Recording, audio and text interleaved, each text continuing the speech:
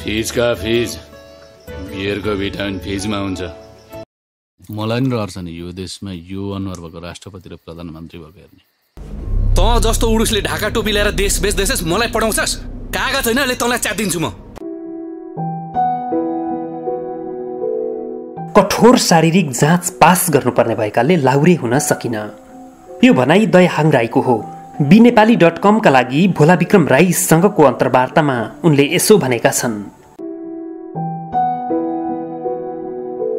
नेपाली सिनेमाको क्षेत्र फराकिलो हुन थालेको त्यति धेरै भएको छैन। नेपाली सिनेमाको एउटा धारणै थियो, त्यो चलचित्र सुरु हुँदा हुँदै थाहा हुन्थ्यो, जस्तो कि एउटा गरिब परिवारको एउटा युवक हुन्छ, सोही गाउँमा वा केही वरपरको गाउँमा एकजना सुन्दर युवती हुन्छन्।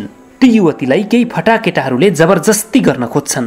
त्यही बेला त्यो गरिब युवक त्यहाँ आइपुग्छ र ती बदमाशहरूलाई राम धुलाई हान्छ। त्यो गरिब युवक अत्यन्तै साहसी हुन्छ। त्यसले ती फटाहरूबाट ती युवतीलाई बचाएपछि तिनै दुईजना बीच माया बस्न थाल्छ। गाउँमा एउटा अत्याचारी सामन्ती पनि हुन्छ। ती राम धुलाई खाने केटाहरू त्यसै अत्याचारी सामन्तीका मान्छे हुन्छन्। अब त्यो गरिब केटो त्यो सामन्ती महाजनको कोप भाजनमा पर्छ। अन्ततः त्यो सामन्तीलाई त्यो गरिब केटाले परास्त गर्छ र चलचित्र सकिन्छ। विक्रम सम्वत 2007 सालमा बनेको सत्य हरिश्चन्द्र देखि सुरु भएको नेपाली चलचित्रको इतिहासले 2021 सालमा नेपालमै बनाइएको आमा चलचित्रदेखि निरन्तरता पाइरह्यो।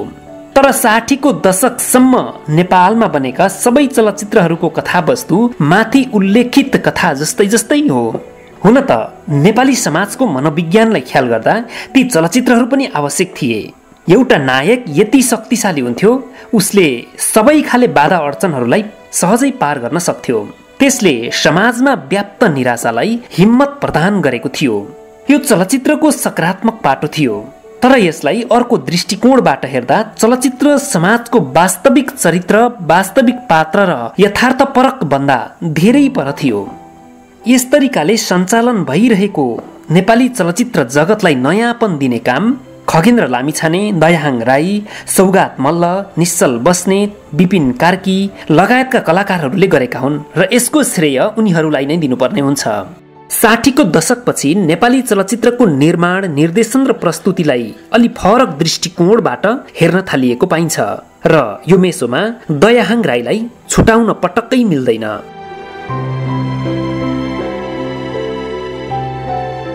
विक्रम सम्वत 2037 सालमा जन्मिएका हुन् दयाहाङ राई। उनी भोजपुर जिल्लाको खावा गाविस वडा नम्बर 5 मा जन्मिएका हुन्। दयाहाङ राईले खावा गाविसको दिल प्राथमिक विद्यालयबाट आफ्नो प्रारम्भिक शिक्षा सुरु गरेका थिए। त्यसपछि निमाविसम्मको अध्ययन पशुपति निमाविबाट पूरा गरे भने अन्नपूर्ण गाविसमा रहेको अन्नपूर्ण उच्च माध्यमिक विद्यालयबाट एसएलसी पास गरेका हुन्। त्यसपछि दयाहाङ राईले भोजपुर बहुमुखी क्याम्पसबाट आइएसम्म अध्ययन गरेका हुन्। उनी 21 वर्षको जिज्ञासु उमेरमा भोजपुरबाट रङ्गीन सहर काठमाडौँ पसेका थिए। यसरी 2058 सालमा भोजपुरबाट काठमाडौँ पस्दा घर परिवारमा विदेश जान्छु भनेर हिँडेका थिए।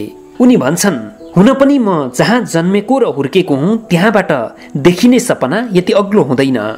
दयाहाङ राईको पनि बाल्यकाल अरू सामान्य बालबालिकाहरूको जस्तै खेतीपाती, घाँस दाउरा, मेलापात र गोठाला खेताला गर्दै बितेको थियो। जब उनी उत्तर किशोर अवस्थातिर पुग्दै गए, उनमा फरक खालका जिज्ञासाहरू उत्पन्न हुन थाले।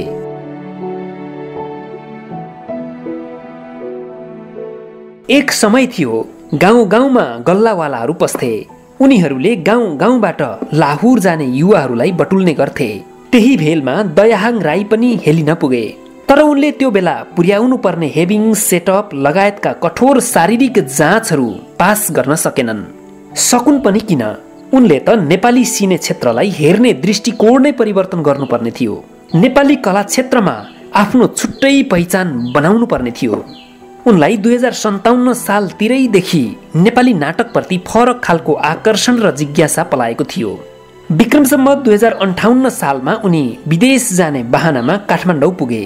घरमा त उनले बुबा आमालाई विदेश जाने भनेका थिए, तर खासमा चाहिँ उनी नाटक लेखन र निर्देशन सम्बन्धी काम गर्न काठमाडौँ छिरेका थिए।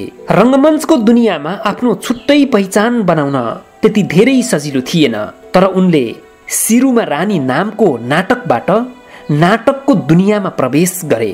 त्यसपछि उनले 00 जेट, बैतरणी क्याफे लगायतका थुप्रै नाटकहरू लेखेर निर्देशन समेत गरेका छन्।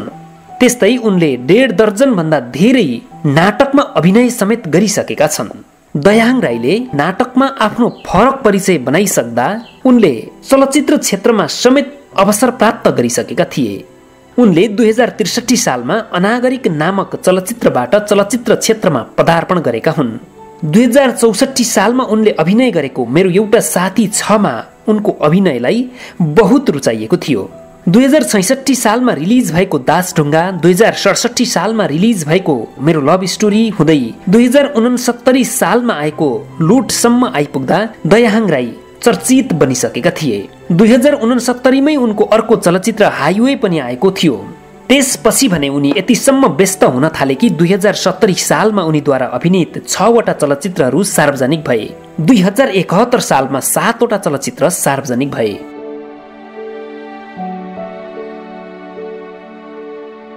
नेपालमा चलचित्रको कलाकार भन्दा पनि नायक नायिका हुने जमानामा उनको भूमिका फरक खालको त हुन्थ्यो नै, त्यसमा पनि उनी आम मानिसको भूमिकामा काम गर्न रुचाउने र भूमिका पनि त्यस्तै हुने हुनाले उनलाई आम मानिसले मन पराउन थाले, आम दर्शकले रुचाए। हिरो हुनका लागि अग्लो सलक्क परेको ज्यान, ठुला ठुला आँखा, फरक खालको जीवनशैली आदि आदि कुरालाई योग्यताको रूपमा लिने मनोविज्ञान त छँदै थियो। त्यसै विषयमा उनीसँग एउटा किस्सा पनि छ। उनी त्यसलाई समग्र प्रणालीको मनोविज्ञानको रूपमा सुनाउँछन्। सुरुवाती चरणमा मेरो शारीरिक बनावट हेरेर कतिपय छक्क पर्थे। ती मानिसलाई म हिरो हुँ भन्दा विश्वास नै लाग्दैन थियो। एक दिन सुटिङको क्रममा मलाई एकजना अपरिचितले सोधेका थिए, तपाईँ एकजना प्रोड्युसर हुनुभयो, बाँकी को हुनुहुन्छ? मैले आफू कलाकार भएको बताएँ। उहाँले कति पैसा लगानी गरेर कलाकार हुनुभयो भनेर प्रश्न सोध्नुभयो। म अवाक भएँ। मैले त पारिश्रमिक लिएर काम गरिरहेको थिएँ। जिउज्यान राम्रो भएको र चक्लेटी केटालाई नायक भन्ने मानसिकताका कारण मलाई त्यसरी सोधिएको थियो। त्यो भ्रम अहिले तोडिएको छ।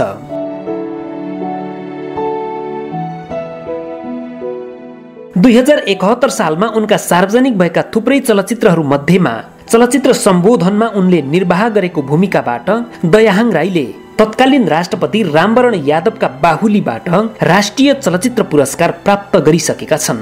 नाटकबाट अभिनय क्षेत्रमा लागेका दयाहाङ राई भन्छन्, मेरो लागि कलाकारिता आम मान्छेको चरित्र हो। मूलधारमा नदेखिएका मान्छेहरूको पनि त जीवन छ। मेरो अभिनय भनेको त्यही जीवनलाई आम मानिसमा देखाउनु हो। मैले कुनै पनि त्यत्रो भयङ्कर ठुलो सपना देखेको छैन। यति राम्रो अभिनय गर्ने कलाकार दयाहाङ राईलाई चलचित्रमा काम गर्दा नाच्ने सिन नभए हुन्थ्यो जस्तो लाग्छ। उनले धेरै पटक चलचित्रका निर्माता र निर्देशकलाई चलचित्रमा नाच्ने सिनमा मलाई नराखिदिनु समेत भनेका छन्। उनी भन्छन्, साथीहरूसँग समूहमा नाच्दा त ठिकै छ, तर छुट्टै नाच्न त गाह्रो हुन्छ। उनी थप्छन्, तर कलाकार भइसकेपछि यो गर्छु यो गर्दिन भन्नै मिल्दैन। मेरा धेरै साथीहरूलाई झ्याउ लागेको बेला दिल खुस गराउन नाचेको छु, नाच्छु पनि। मैले नाचेको देखेर उनीहरू मूर्छा पर्ने गरी हाँस्छन्।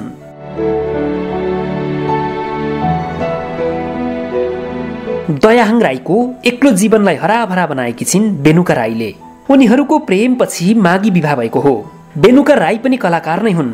उनी गायिका हुन्। हरेक कुराको आफ्नै संयोग हुन्छ। दयाहाङ र बेनुकाको प्रेम बस्नुमा पनि त्यस्तै संयोग छ। दयाहाङ बेनुका राईका साथीका साथी हुन्। एक दिन दयाहाङ आफ्ना साथीसँग एउटा कार्यक्रममा गएका थिए। उक्त कार्यक्रममा बेनुका राईले गीत प्रस्तुत गरेकी थिइन्। बेनुका राईको गायकीले दयाहाङ राईलाई प्रभावित पार्यो। दयाहाङले उनका साथीलाई त्यो कुरा सुनाए। दयाहाङ र बेनुकालाई दुवैजनाको एउटै साथी हुनुको फाइदा मिल्यो। ती साथीले दुवैजनालाई परिचय गराए। बेनुका भने दयाहाङ राईकी पहिलाबाटै फ्यान रहेछिन्। एक अर्काका फ्यान दयाहाङ र बेनुकाको मित्रता बढ्दै गयो। उनीहरूको मित्रता प्रेममा परिणत भयो। गहिरो प्रेम भएपछि दयाले बेनुकालाई बिहे गर्ने प्रस्ताव गरे। बेनुकाले रित पुर्याएर माग्न आऊ भनिन्। दयाहाङले पनि आफ्नो संस्कार अनुसार बेनुकाको बुबासँग बेनुकालाई मागे। पारिवारिक कुरा मिल्यो। रीतिरिवाज अनुसार नै उनीहरूको बिहे भयो। दयाहाङ राई र बेनुका राईका एउटा कलकलाउँदा छोरा छन्। दयाहाङ राई साह्रै व्यस्त छन्। व्यस्तताको बावजुद पनि परिवार रमाइलो गरी चलिरहेको छ।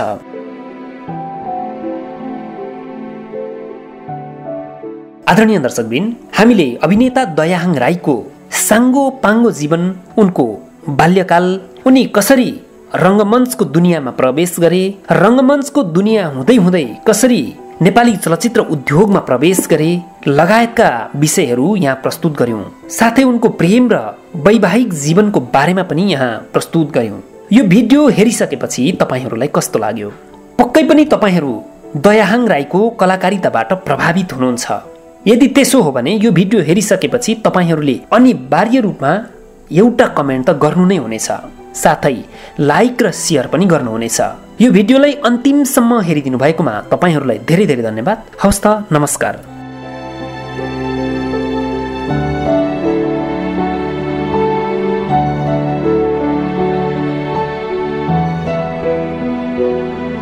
शब्दहरूको जादुमा मनोरञ्जनको सङ्गम, थलैचा इन्टरटेनमेन्ट।